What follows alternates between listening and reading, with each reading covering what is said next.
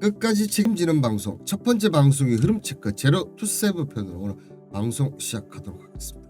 자, 1월 5일날 어떻게 보면 저희 채널에서 첫 번째로 바닥에서 담을 주식 제로 투 세븐을 이렇게 방송을 해드렸는데요. 전일 이 정말 급등락이 좀 심했습니다. 시장. 그런 가운데 제 같은 경우 이렇게 바닥에서 담을 주식이, 그런데 당연히 종목을 추천하면 그 뒤에 리뷰를 하면서 계속 체크를 하면서 이 종목 끝까지 책임지는 그런 모습을 보여줘야 한다고 생각하고 있는데요. 자, 저희들이 방송하는 날이 그냥 이날 방송을 해드렸습니다. 근데 오늘 보시면 십자 이렇게 보이시죠? 자, 여기 보시면 여기도 이런 형태가 있었고 여기도 형태가 있었고, 자, 이런 형태 이후에 바로 오른 경우도 있고 이렇게 내렸다가 이렇게 오른 경우도 있습니다. 그래서 이런 사인을 보고 좀 드렸었으니까 바로 오른 경우도 있고 내렸다 오른 경우도, 내렸다 오른 경우가 보시면 엄청 많이 올랐습니다. 그렇죠? 그래서 계속 바닥에서 살살살 모아 가시면 된다고 좀 얘기를 드리겠고요. 지금 보시면 이 7,900원이 이탈하기 전까지는 추세는 계속 살아 있다. 그런 관점에서 좀 이 종목 보시면서 천천히 분할 매수 관점 이렇게 좀 위주로 해주시고요. 자, 월봉 이렇게 보시면 자, 이 거래 최대 거래량 터지고 난 다음에 지금 흐름 조금 내려왔지만 지금 흐름 계속 유지하고 있다. 그리고 이런 월봉에서 최대 거래량 나눠서 주가 슈팅 나오는 다른 차트와 비교도 해드렸습니다. 그렇죠? 그런 거 계속 체크하면서 이 월봉상에서도 이 5일선이나 이 전체적 움직임이 깨지지 않는다. 계속 좀 보시면 좋겠고요. 여기서도 보시면 최대 거래량 이후에 조정 이후에도 어쨌든 주가 상승이 나왔습니다.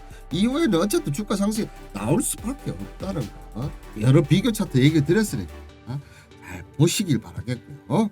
자, 이 최근에 보면 이 정치적으로 변화된 모습을 보여주고 있는데, 조 바이든 출발 전 변화된 외교죠. 중국이 보면 조 바이든 출발 전에 왕이 중국 외교부장이 11일부터 15일 새해들은 15일 가운데 11일을 해외 순방을 갔습니다. 나이지리아, 콩고, 보츠와나, 탄자니아, 세이셸, 참 모르는 나라도 있네요. 그죠? 5개국 방문했고 11일부터 어제지요. 11일부터 미얀마, 인도네시아, 브루나이. 자, 지금 조 바이든 출발 전에 자기가 영향력이 있는 중국이 출범제 주의를 따지겠다. 정책적으로 좀 변화가 좀 생겼다고 보시면 됩니다. 트럼프와 정말 많은 싸움이 있었지 않습니까? 조 바이든 와서 그런 걸 탈취하기 전에 자기 임급 적국, 그러니까 자기하고 친근하고 뭐 이런 국가들부터 먼저 챙기겠다는 얘기. 자, 왕 부장이 아세아 순방은 1월 20일 바이든 행정부가 출발하기 전에 아세아 관계를 강하게 했자. 어쨌든 이 제로 투 세븐은 시진핑 방한 때 큰 상승을 가능성이 높기 때문에 이런 중국의 변화된 외교에서 꼭 아셔야 되는 관점에서 좀 넣어드렸고요. 자, 보시면 또 김정은 씨, 자, 폐지됐던 총비서직 대살리면 칩 선대 앞서 김일성이나 이런 하고 이제 같은 지위를 했다. 자, 8년 전 김정은이 영원한 총비서를 추대는 명예직일 뿐 김여정, 근데 이번에 좀 눈여겨보는 건 김여정이 하락 중환자. 한국에 쓴소리 많이 날렸 최근에 김영희 씨가 하락 중. 김정은 우상화의 훼손 방지 차원이다.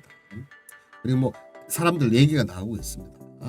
어떻게 보면 이제 시진핑 방한 예측 시나리오에서 조금 변화된 모습이 있어서 이렇게 좀 간략하게 해봤는데, 자, 코로나 연기된 시진핑 방한 11월 말쯤에 왕이 장관이 봤을 때 코로나만 했으면 당장 다음 주라도 올 수 있다 이렇게 얘기를 했는데 코로나 그게 계속 연기가 됐습니다. 지금 국내 뭐 1000명 남았다 최근에 600명대 오고 있는데 지금 상태에서 시진핑이 온다는 건 말도 안 되는 거겠죠. 그렇죠? 자, 그리고 두 번째 보시면 트럼프의 재선 실패로 인한 중국 외교 변화. 자, 트럼프가 재선이 계속됐으면 정말 계속 그런 흐름대로 가면 되는데 이 재선 실패로 해서 중국 외교 변화된 거를 아마 보셨을 겁니다. 그렇죠? 그 보셨는 부분이 일단 자기 임금국가 우방국가부터 먼저 챙기자 이런 전략으로 좀 변했다고. 그런 관점에서 봤을 때는 한국보다 북한 우선 정상회담 가능성이 훨씬 없다는 것. 근데 이번에 8차에서 김정은이가 평생 총비서직 역할을 맡았지 않습니까? 이런 거 봤을 때는 항상 이런 끝난 이후에 중국과 북한이 정상회담을 많이 했었습니다.